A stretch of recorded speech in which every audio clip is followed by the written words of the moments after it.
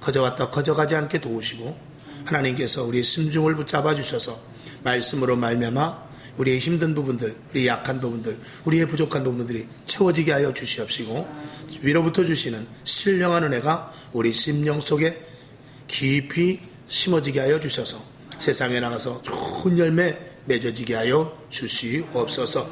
오늘 하나님의 말씀을 듣는 자, 전하는 자 모두 은혜 받는 시간 되게 하여 주실 줄로 믿고 전국 방방곡곡 수요 예배 드리는 모든 교회 위에 하나님의 강력한 주의 성령의 역사가 나타나게 하여 주시옵소서. 살아계신 예수님의 이름으로 간절히 감사하며 기도하옵나이다. 아멘. 할렐루야. 잘 아시는 말씀을 오늘 우리가 봤습니다. 그리스도인의 가치를 높이면서 또 그리스도인의 가치를 높이는 10가지에 대하여서 계속 말씀을 수요일마다 특히 드리고 있습니다. 그래서 첫 번째로는 하나님의 형상을 가진 자임을 잊지 말라 그랬죠. 두 번째는 성도의 거룩성을 잊지 말라. 그 다음에 세 번째로는 하늘나라의 시민권을 가진 자라는 것을 잊지 말아야 될 것이며, 그 다음에 내 안에 거하라 라고 주님께서 말씀하신 대로 주님 안에 있어야만 우리의 가치가 제대로 된 가치가 나올 수 있음을 말씀을 드렸습니다. 그 다음에 성령 충만하라. 이건 당연하죠. 그 다음에 여섯 번째로 우리는 새로운 피조물임을 잊지 말라 말씀을 드렸고, 그 다음에 우리를 만지지도 못한다 라고 말씀을 드려서 우리의 존재, 가치에 대해서 말씀을 드렸으며, 지난 시간에는 모두가 다 알곡이 될지어다 그랬어요. 알곡이 될 것에 대해서 말씀을 드렸고, 이제 오늘은 합격품이 되라 그랬어요. 그래서 오늘 그 주제의 말씀으로 메네메네 데겔 우바르신이라는 정말 저울에 달아보았을 때 하나님 보시기에 합당하다. 오늘 이 말의 뜻은 저울에 달아봤고 이제 시대가 다 돼서 네 시대가 끝났고 저울에 달아보니 너는 안 되겠다. 그리고 너희 나라가 이제 둘로 갈라질 것이라는 그런 뜻입니다. 우리는 이런 소리를 들으면 안 됩니다. 우리는 모두가 합격품이 되어서 착하고 충성된 종으로, 그리고 2달란트, 5달란트 받은 자와 같이 상급 받아야 될 줄로 믿습니다.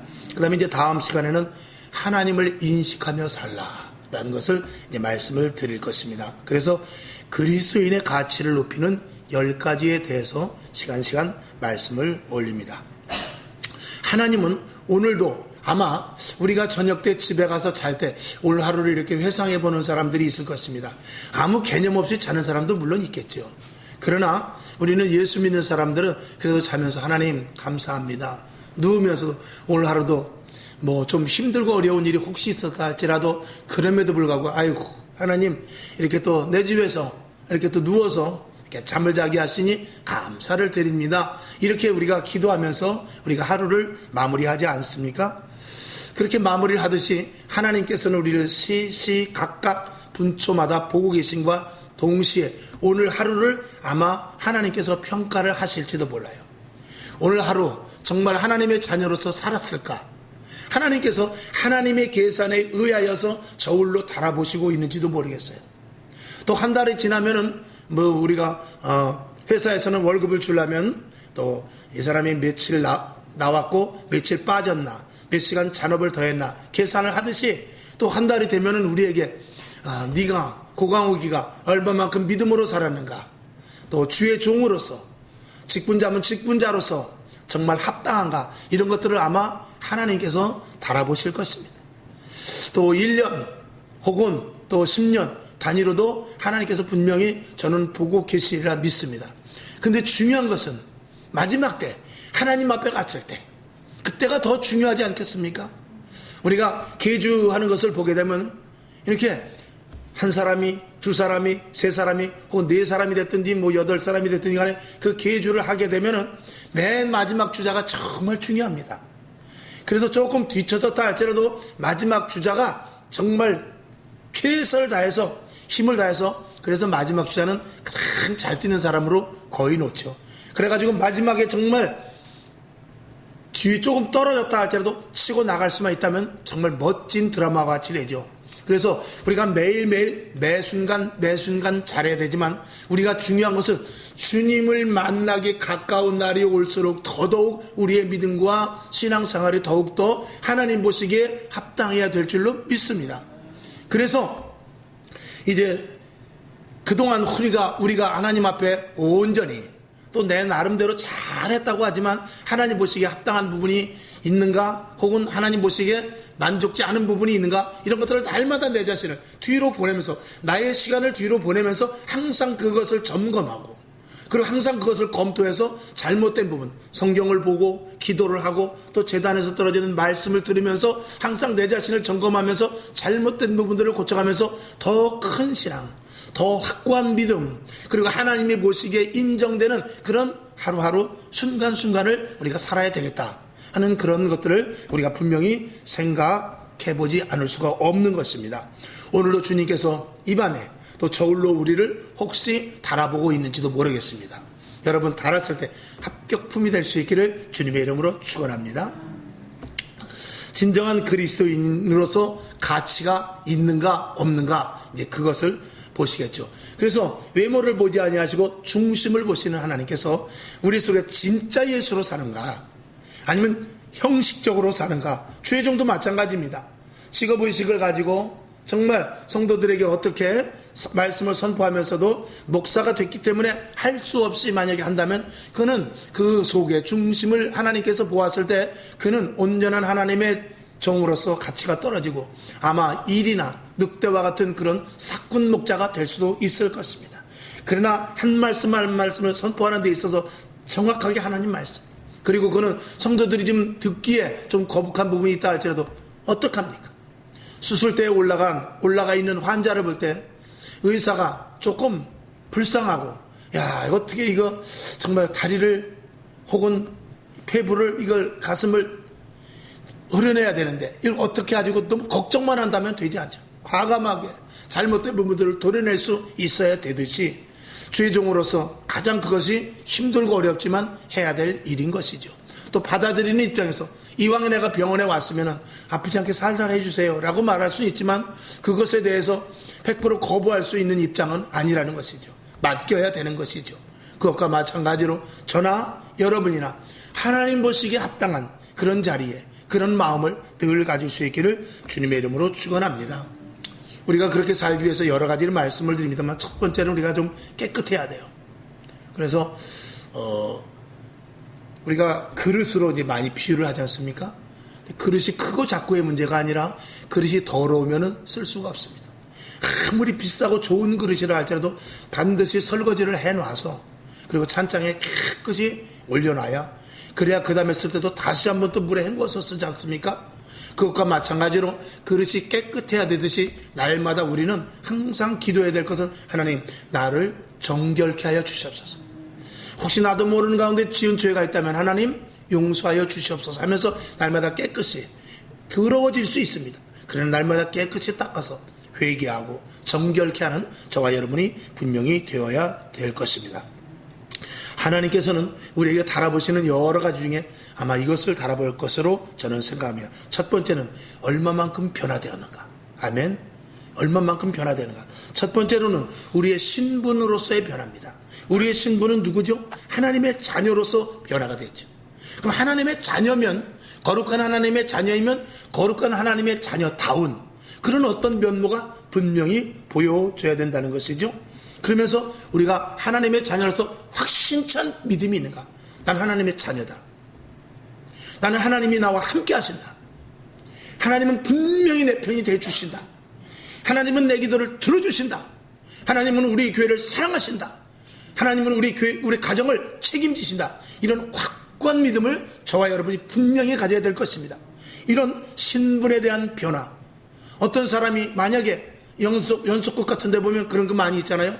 그냥 거지나 아니면 종으로 살다가 나중에 신분이 보니까 왕의 신분이라 다시 왕으로 되는 그런 연속국들이 더러 있지 않습니까? 근데 내가 왕의 자녀로 되고 아니면 그 고관 대갓집의 자녀로 입적이 되었는데 그 자기의 행태를 버리지 않으면 안 되는 부분이 있습니다.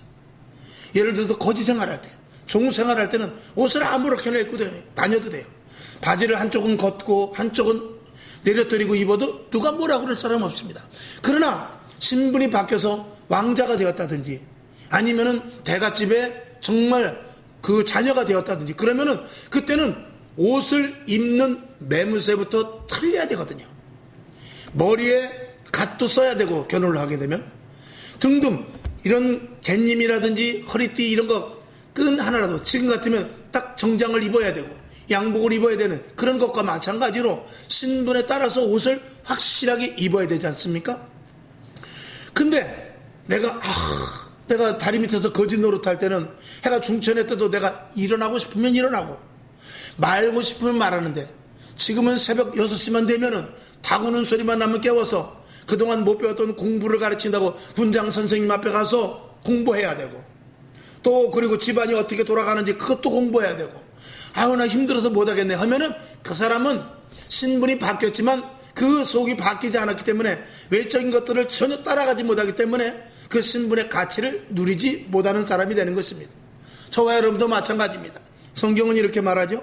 빌립보서 4장 13절에 있는 대로 내게 능력 주시는 자 안에서 내가 모든 것을 할 수 있느니라 그랬고 마가복음 9장 23절에서 예수께서 이르시되 할 수 있거든이 무슨 말이냐 믿는 자에게는 능치 못한 일이 없느니라 라고 말씀하신 것과 마찬가지로 우리의 신분이 내가 하나님의 자녀 세상 사람들과 똑같이 살면 좋은데 하나님의 자녀의 삶으로서 살기에 여러 가지 좀 부족한 부분들이 생긴다 할지라도 하나님이 힘주실 줄로 믿습니다.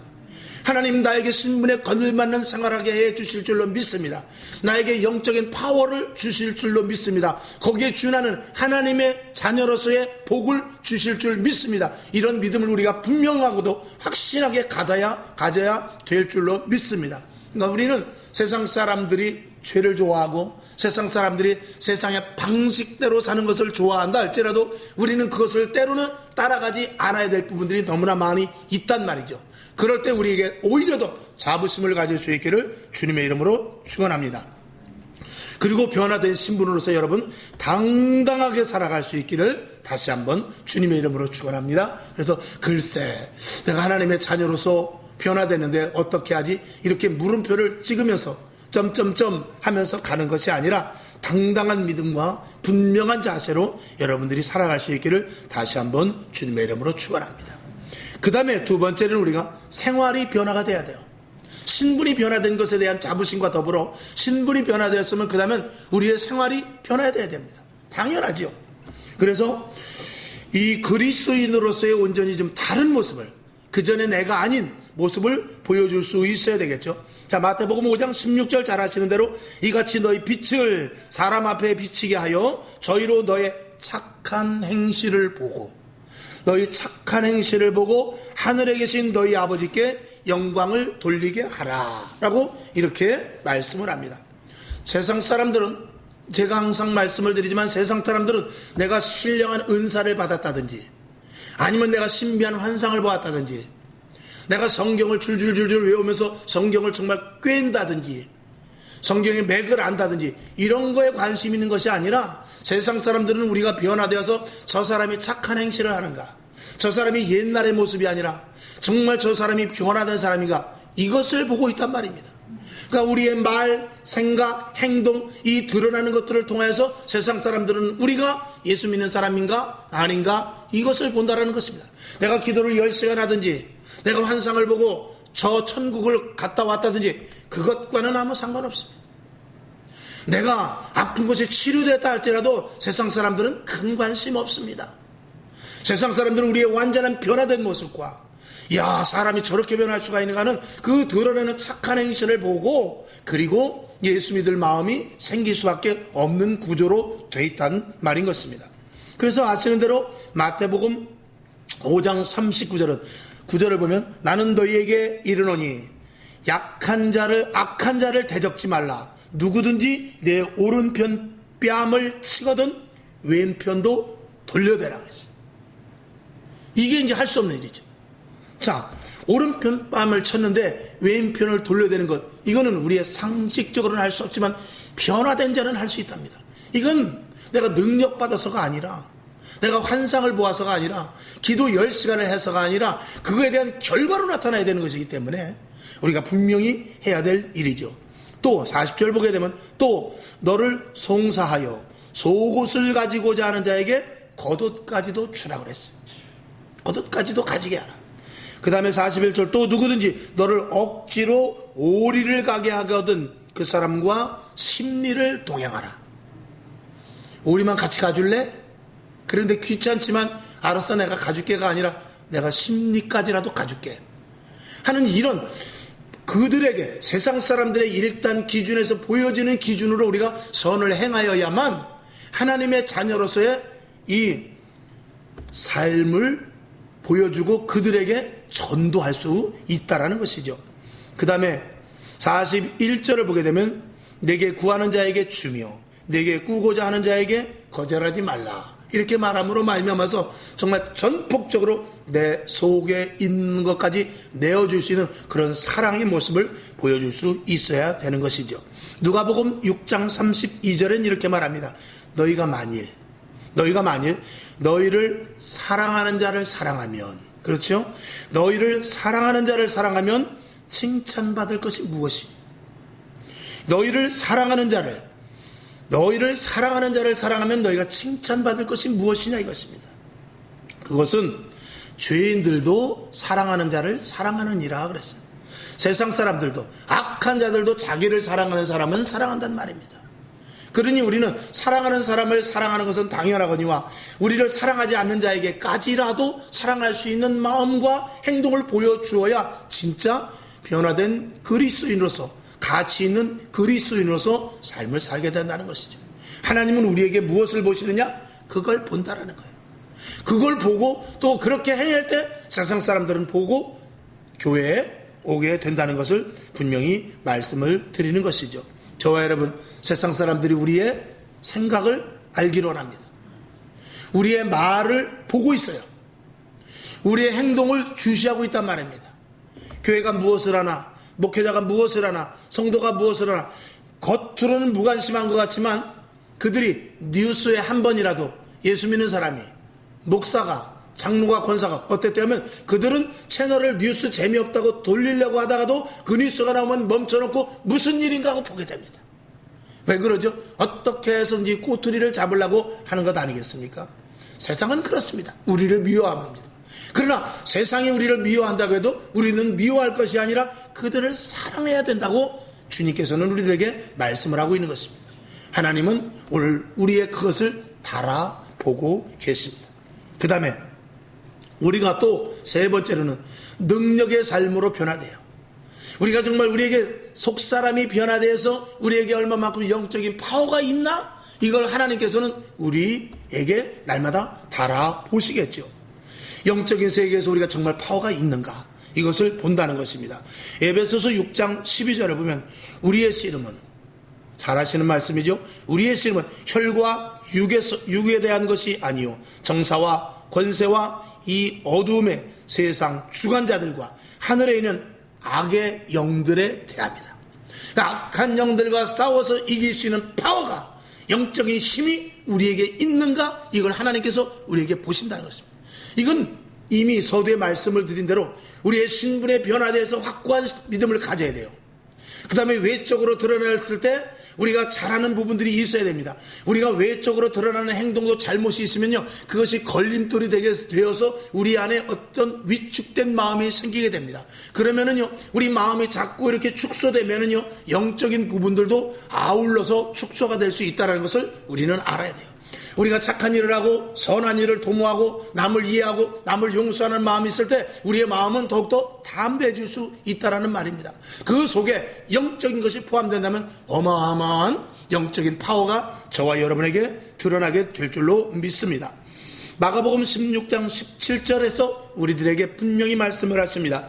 믿는 자들에게는 이런 표적이 따르리니 곧 저희가 내 이름으로 귀신을 쫓아내며 새 방언을 말하며 뱀을 집으며 무슨 독을 마실지라도 해를 받지 아니하며 병든 사람에게 손을 얹은 즉 나으니라 하시니라. 이 능력과 권세가 우리들에게 있어야 됨을 하나님은 우리들에게 보고 계십니다. 이거는 확실한 믿음과 우리의 거룩성과 더불어서 우리의 외적인 행동과 다 함께 어우러져서 나타나야 될 줄로 믿습니다. 저와 여러분 어찌하든지 간에 영적으로 더욱더 강성할 수 있기를 주님의 이름으로 축원합니다. 그래서 하나님의 나라는 말에 있지 아니하고 능력이 있다고 그랬잖아요. 그 능력은 어디서부터 나타나는 것입니까? 우리 안에 내적인 성령 충만함과 그것을 우리가 볼 수 있는 것이죠. 총을 들였다고 다 손을 드는 것이 아닙니다. 처음에는 총을 가지고 손들어 그러면 손을 들 수 있지만 가만히 보니까 저 총 속에 총알이 없단 말이죠. 그러면은 꼼짝 말고 손들어 그래도 뭐라 그러죠? 야, 꼼짝 않고 어떻게 손을 드냐? 이렇게 덤비게 된단 말입니다. 총알이 있으면 꼼짝 말고 손들으라고 그래도 손을 들어요. 근데 총알이 없으면 그만큼 농담을 할 정도로 우습게 본단 말입니다.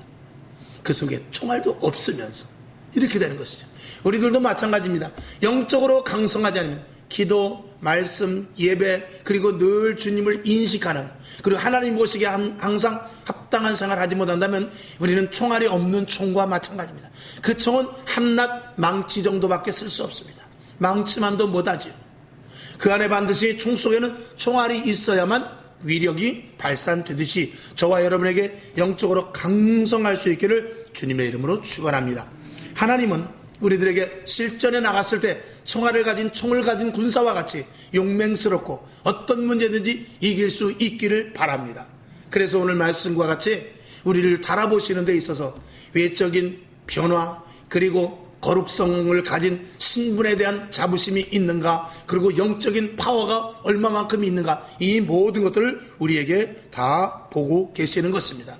하나님은 우리들에게 많은 것들을 요구하는 것 같지만 성경은 또 이런 말씀을 해주고 계십니다. 고린도전서 10장 13절을 보면 사람이 감당할 시험밖에는 너희에게 당한 것이 없나니 그랬어요. 우리 하나님은 미쁘사 너희가 감당치 못할 시험당함을 허락지 아니하시고 시험당할 즈음에 또한 피할 길을 내사 너희로 능히 감당하게 하시느니라 라고 말씀하심으로 말미암아서 우리에게 주어진 문제는 반드시 주님의 도우심으로 말미암아 풀 수 있다라는 확고한 신앙을 우리들에게 가질 것을 요구하고 있는 것입니다. 저와 여러분에게 하나님은 우리를 테스트해보죠. 정말 믿음이 있는가? 신앙이 제대로 갖춰 있는가? 영적인 힘이 있는가? 날마다 우리를 테스트해보지만 주님 우리에게 감당할 만한 시험을 하신다고 그랬어요. 여러분 분명히 다 이길 수 있을 줄로 믿습니다. 그 다음에 하나님은 우리들에게 또 여러 가지 달아보시는 중에 우리에게 고난을 통해서 한번 달아보십니다. 고난을 줘보죠. 그래서 성경은 가장 큰 고난의 그 핵심을 이 욥에 대하여서 말씀을 하고 있어요. 욥이 굉장히 어려운 고난을 당했죠. 정말 자기만 남고 자식들도 죽고 자기가 가진 모든 것들이 다 몰수돼 버렸으니까 정말 그렇게 처참하게 예를 들어서 저와 같이 아무것도 없는 사람이 가져갈 것도 없다 그렇게 말할 수 있겠지만 정말 욥은 당대의 부자라고 그랬어요. 재물이 엄청 많았습니다. 근데 그것을 하루아침에 다 앗아갔단 말이죠. 다 빼앗겨 버렸단 말이죠. 그것은 하나의 시험이었어요. 근데 욥은 그 시험을 이겼다라고 성경은 말하고 있어요. 그래서 야고보서 5장 11절 보라 인내하는 자를 우리가 복되다 하나니 너희가 욥의 인내를 들었고 주께서 주신 결말을 보았거니와 주는 가장 자비하시고 긍휼히 여기는 자신이라. 아멘. 여기 보면은 주는 가장 자비하시고 긍휼히 여기는 자신이라. 자비하시고 긍휼히 여기는데 시험을 한다는 것입니다. 왜 그러죠? 더 큰 은혜와 복을 더 사랑하기 때문에 그렇다는 거예요. 사랑하는 자에게 매를 댈 수 있는 것입니다. 사랑하는 자에게 책망할 수 있는 것입니다. 사랑하는 자에게 더 엄청난 테스트, 힘들고 어려운 일을 시킴으로 말미암아서 그를 온전하게 장성케 하는 것이죠. 여러분 군인들도 마찬가지입니다. 군인들을 그렇게 함부로 비유해서는 안 되겠습니다만 해병대와 일반 군인은 틀립니다. 무엇에서 틀리냐? 훈련에서 틀린 것입니다. 해병대는 강하죠. 해병대는 더 셉니다. 해병대는 더 참을성이 더 많아요. 이를테면. 근데 왜 그렇죠? 그거는 어디서부터 나온 것이죠? 훈련을 통해서 나온 것입니다. 저와 여러분 얼마나 많은 훈련을 받고 또 앞으로 얼마나 많은 훈련을 받아야 될지도 모르며 또 그동안 많은 훈련을 받으셨을 것입니다. 그런 훈련을 통하여 여러분들이 강하여지지 않으면 안 됩니다. 여러분들이 더 강성한 믿음의 훈련 받은 자들 될 수 있기를 주님의 이름으로 축원합니다. 그러면서 야고보서 1장 12절에 이렇게 부연해서 말씀합니다. 시험을 참는 자가 복이 있도다. 이것이 옳다 인정함을 받은 후에 주께서 자기를 사랑하는 자들에게 약속하신 생명의 면류관을 얻을 것이니라 라고 분명하게 야고보서에서 말씀을 하고 있습니다. 베드로도 말합니다. 베드로는 뭐라고 말합니까? 베드로전서 1장 5절 너희 믿음의 시련이 불로 연단하여도 없어질 금보다 더 귀하여 예수 그리스도에 나타나실 때 칭찬과 영광과 존귀를 얻게 하려 하십니다. 너희 시험이 불과 같은 시험이 온다 할지라도 하나님 앞에 섰을 때 정금과 같은 믿음을 가지고 섰을 때 존귀와 영광을 우리가 얻게 될 수 있을 것을 분명히 말씀을 하고 있죠. 그러니까 고난이 없는 열매는 없습니다. 비바람과 태풍을 만나서 가을에 결실을 맺게 되는 것입니다. 반드시 그 여름을 지나야 됩니다. 그 뜨거운 이글이글 타오르는 태양과 그리고 엄청난 비와 그리고 태풍 그 바람이 지나가고 나서 열매가 맺게 되는 것입니다. 저와 여러분 인생이 녹록지 않습니다. 여러분 우리 인생이 왜 이렇게 힘들다고 생각합니까? 어떻게 보면은요, 여러분 한번 한 달을 계산해 보십시오. 물론 일생을 계산해 볼 수도 있습니다. 저도 마찬가지고 하루를 계산해 봐도요 힘들고 어려운 시간이 많은 사람도 있습니다만 대개 보면은 고생을 했다 할지라도 어떤 날은 그래도 편안하고 어떤 날은 좀 힘들고 그렇지만 1년을 통계해 봤을 때 힘들고 어려운 날은 사실은 한 30일, 60일도 안 되는 적이 더 많습니다. 그런데 그 하루의 여파가 그 힘든 하루의 여파가 그 앞 뒷날을 장악하기 때문에 그렇지 실질적으로 힘든 문제는 하루 실질적으로 힘든 어려운 일은 이틀 3일밖에 되지 않을 수도 있다는 것입니다. 여러분 우리가 비 오는 것을 왜 싫어합니까? 비 오면 여러 가지로 싫죠. 근데 사실은 1년에 비 오는 날이 얼마나 됩니까? 자량 한 40일? 좀 넘을까요? 그런데 조금만 비가 와도 아주 싫어합니다. 한 이틀만 비 오면 왜 맨날 비 안 왔거든요. 맨날 비 안 하는데 맨날 비가 오지 그래. 한 번의 비는 우리의 일생활을 불편하게 하고 나의 그 하고자 하는 일들에 자꾸 이 제동이 걸리기 때문에 그냥 싫은 거예요.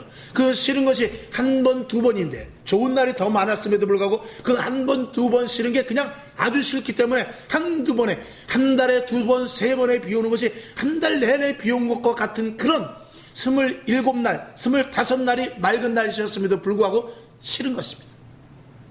어떤 달은 한 달에 만약에 일주일이 비가 왔다면 한 달 내내 비가 왔어. 한 달 내내 비 안 왔거든요. 근데 그렇게 말하는 것은 비가 싫기 때문에 그래요. 사람의 인생도 마찬가지입니다. 우리 인생에 고난이 있어요. 그러면 그 고난을 우리가 쭉 일생의 회고로 해볼 때 나는 평생 고난이 많아서 이렇게 말합니다. 물론 하루의 고난이 여러 날을 잠식한다고 말씀을 드렸습니다만 그럼에도 불구하고 또 기쁘고 즐거운 날도 많이 있거든요. 저는 바라기는 만일에 우리에게 고난이 있다면 그 고난을 빨리 받으시고 후대 우리가 주님에 가까워가는 날이 일수록 좋은 날이 많이 생길 수 있기를 주님의 이름으로 축원합니다. 그러니까 열매 다음에 꽃이 아니라 꽃 다음에 열매고 그리고 봄 다음에 가을이 이렇게 돌아오게 됩니다. 가을 다음에 봄이 아니라 봄 다음에 가을인 것은 봄은 좋습니다. 여름은 힘듭니다. 그런데 가을에 어떻게 되죠? 열매를 맺게 되는 거예요. 그리고 겨울이 왔을 때 열매가 있는 자는 평안하게 겨울을 지낼 것이며 봄, 여름을 엉터리로 지내서 가을에 열매가 없는 자는 겨울이 엄청 길게 될 것이라는 것입니다. 오늘 여러분 우리는 어떤 사람들도 그런 말을 하죠. 인생의 눈물의 빵을 먹어보지 않고는 인생을 논하지 말라. 그런 말도 있습니다. 하물며 우리가 신앙인으로서 거룩한 하나님의 가치 있는 그리스도인이 되기 위해서 우리의 고난과 힘든 정도는 여러분 뒤에서 도우시는 하나님이 있는데 성령님을 우리와 함께 하시고 충분히 세상을 이기셨다고 주님께서 분명히 십자가상에서 말씀하셨고 부활 후에도 내가 너에게 평안을 준다고 말씀하셨는데 우리가 이기지 못할 일이 무엇이 있는가? 이런 생각을 저와 여러분이 분명히 가지시고 고통과 고난이 문제가 아니라 그것을 통해서 어떤 열매, 그것을 통해서 내가 더욱더 정금과 같은 믿음, 그리고 하나님과 더 가까워지고 하나님을 깊이 알게 되는 놀라운 축복의 시간이다. 이것을 저와 여러분이 분명히 가슴 속에, 심령 속에 인식할 수 있기를 주님의 이름으로 축원합니다. 결론으로 말씀을 드립니다. 합격받은 자들에게는 반드시 면류관이 있습니다. 사도 바울은 이렇게 말하죠. 고린도전서 15장 19절. 만일 그리스도 안에서 우리의 바라는 것이 다만 이 생뿐이면, 이 땅뿐이라면, 이 생뿐이면 모든 사람 가운데 우리가 더욱 불쌍한 자니라 그랬어요. 만약에 천국이 없다면 우리같이 불쌍한 사람이 없다라는 것이죠. 왜 기도하며, 왜 예배드리며, 왜 이 시간에 와서 그저 위에서 전하는 말씀을 그저 다 듣기만 하고 있습니까? 우리는 양식을 먹고, 그리고 영적인 힘을 얻어서 기도하고 말씀 붙잡고 세상의 힘든 거 어려운 것들을 이기는 것은 물론이거니와 죽어져가는 한 영혼 한 영혼을 살리기 위해서 더 최선을 다하고, 그리고 하나님 앞에 갔을 때 착하고 충성된 종으로 우리는 상급의 면류관을 받기 위해서가 아니겠습니까? 사도 바울은 영원한 천국과 더불어 하나님의 상급을 분명히 말씀을 하고 있습니다. 디모데후서 4장 7절. 내가 선한 싸움을 싸우고, 할렐루야, 나의 달려갈 길을 마치고 믿음을 지켰으니. 저와 여러분에게도 이 고백이 있기를 바랍니다. 내가 선한 싸움을 싸웠다. 그리고 내가 달려갈 길을 마치고 마칠 때까지 믿음을 지켰다. 이 고백이 저와 여러분에게 있기를 바랍니다. 이제부로는 나를 위하여 의의 면류관이 예비되었으므로 주 곧 의로우신 재판장이 예수님이죠. 그날에 내게 주실 것이니 내게뿐 아니라 주의 나타나심을 사모하는 모든 자들에게니라. 아멘. 이렇게 사도 바울은 우리들에게까지 그 자신, 사도 바울은 물론이거니와 우리에게까지 소망을 주는 이 말씀을 하고 있습니다. 인생의 하나님을 알고 구원받고 상급을 사모하는 것은 최고의 가치를 갖는 것입니다. 아멘이시죠? 인생은 유한하잖아요. 인생은 유한합니다. 그러나 그리스도인은 구원과 복음 전파에 큰 목적을 가지고 있습니다. 그래서 구원은 우리에게 주어주셨고, 구원은 주님께서 강권적인 역사로 하나님의 은혜와 사랑으로 우리들에게 주어졌습니다. 이제 우리가 해야 될 일은 복음 전파 아니겠습니까? 복음을 전파하여서 하나님께서 우리에게 상급을 주시고자 하는 것입니다. 이번에 시골에 내려가서 저희 장모님에게 이제 세례를 주고 왔습니다. 아멘 아멘 잘 하시고, 그리고 교회는 이제 몇 번 나가셨지만 큰 믿음은 없었는데, 그래도 또 사위가 또 그래도 목사라고 이렇게 절기 때가 되고 명절이나 이런 게 오면은요, 그저 교회에다가 쌀도 갖다 주고 떡도 해서 갖다 주고 또 이렇게 수학을 하면은 교회는 안 가는데, 교회는 어쩌다 이제 행사 있으면 한 번씩 가서 그냥 겨우 앉아있다 오시는데, 가서 그렇게 그런 것들을 드리고 오고 그러더라고요. 그래서 이제 이번에는 내려가서 몸도 이번에 굉장히 편치 않으시고 이제 또 얼마나 사실까를 생각하면서, 어머님 세례 받고 이건 하나님 앞에 이거는 신고식입니다. 내가 그랬어요. 하나님 앞에 이제 진짜 내가 예수 믿겠다는 신고식으로 하세요. 그리고 결혼을 해도 그냥 살면 안 되잖아요. 혼인신고를 하고 예수장에서 딴딴딴 해야 되잖아요. 그것과 마찬가지예요. 이렇게 말씀을 하면서 이제 몇 가지 종목을 이렇게 말씀을 드리면서 크게 아멘하라고 했더니 아주 크게 아멘을 하시면서 기뻐하시더라고. 오히려 그러면서 천국에 대해서 확실히 말씀을 드리고 인식한다고 했고, 다시는 이제 우상 섬기지 않기로 맹세하시고, 그리고 만약에 병이 치료되면은 열심히 신앙생활하기로 하나님 앞에 다짐을 하고, 그리고 세례를 주었습니다. 그런 일들이 정말 굉장히 귀한 것이죠. 그러니까 이 땅에서 우리는 큰 목적, 구원받는 것이 목적, 그건 믿지 않는 자들에게 대함이겠죠. 인생에 있어서. 그리고 우리는 구원받았으니 이제 복음 전파가 가장 큰 일 아니겠습니까? 이제 우리 장인어른만 남았습니다. 내가 집에 계신 우리 사모보고 있는 동안 잘 설득을 시켜라. 우리 아버지는 종손이기 때문에 제사를 1년이면 수두룩하게 지내거든요. 근데 이제 언젠가부터 우린 제사 안 지낸다. 딱 공표를 해야 돼요.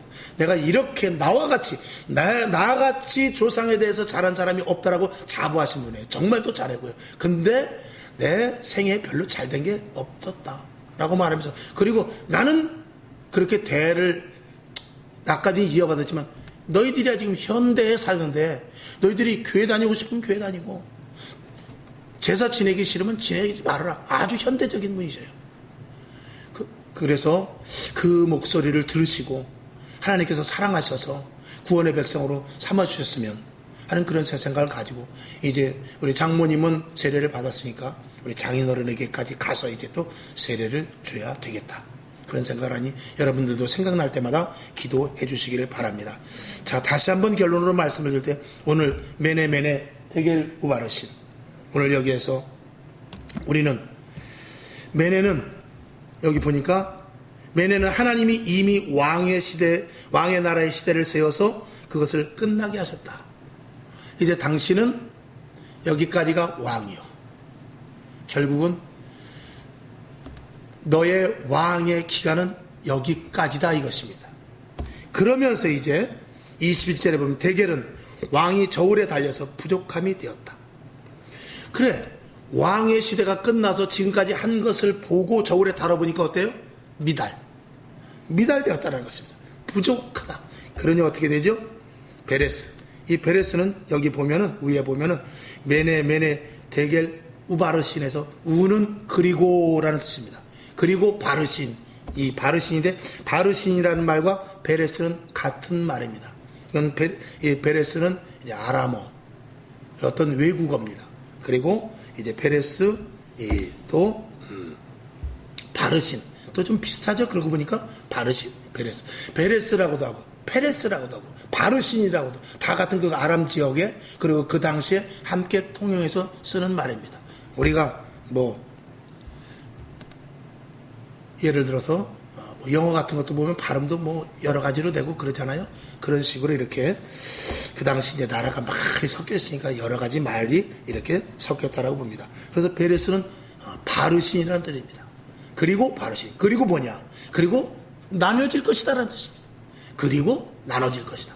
네가 수완이 다 찼고 왕의 시대가 끝났고 그리고 저울에 달아보니까 이제 미달이 되었다. 그래서 네 시대가 끝나고 그리고 바사와 메대로 나라가 갈라질 것이다 라는 이 말입니다. 결국 너는 파멸이다 그런 뜻이죠. 오늘 이 말은 우리에게 시사하는 바가 큽니다. 우리의 시대는 언젠가는 끝나게 돼요. 그렇죠? 우리는 언젠가는 끝나게 됩니다. 그래서 그 시대가 끝나고 하나님 앞에 설 때가 있을 거예요. 너가 이제 인생을 다 하고 왔느냐? 저울에 한번 달아보자. 저울에 한번 달아보니까 오 합격이다. 아유 면류관도 있네. 우리는 만약에 지금 현 시대로 말하면 아이고 상장만 있는 것이 아니라 상금도 있고 품도 있고 뭐 다 있네. 이렇게 우리가 칭찬을 들어야 될 줄로 믿습니다.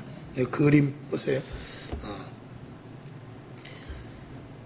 손가락이 벽에서 나와가지고 이렇게 매네 이렇게 써가는 그런 것을 보고 이 왕이 깜짝 놀래가지고 했을 때 다니엘이 해석을 해준 이 내용인 것입니다.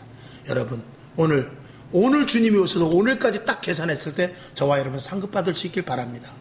여러분의 일생이 끝나고 주님 앞에 갔을 때 그 자리에서 딱 계산 탁탁탁 했을 때 여러분에게 많은 상급이 있기를 주님의 이름으로 축원하며 오늘 그리스도인으로서의 가치 10가지 가져야 될 가치 우리가 미달 되지 말고 합격품이 되자에 대해서 말씀을 올렸습니다. 기도하겠습니다. 하나님 아버지 세상 사람들과는 우리는 다르죠. 세상 사람들은 이 땅에서 자식들에게 재산을 물려주면 잘하는 것입니다. 그리고 정말 7788이라고 해서 팔팔하게 잘 살다가 그저 3일만 앓고 돌아가면 된다 하는 그런 이야기도 합니다만 우리는 그것 이상의 가치를 갖고 우리는 이 세상을 살아갑니다. 내가 하나님 앞에 섰을 때 내가 주를 위하여 하나님이 기뻐하시는 일에 대하여 진정한 구원받은 자로서의 인생의 가치가 얼마만큼 있었는가 이것을 달아보실 것입니다. 그러니 우리는 삶의 계획과 생각과 목표가 다르며 세상 사람들과 다른 길을 갈 수밖에 없는 것이죠.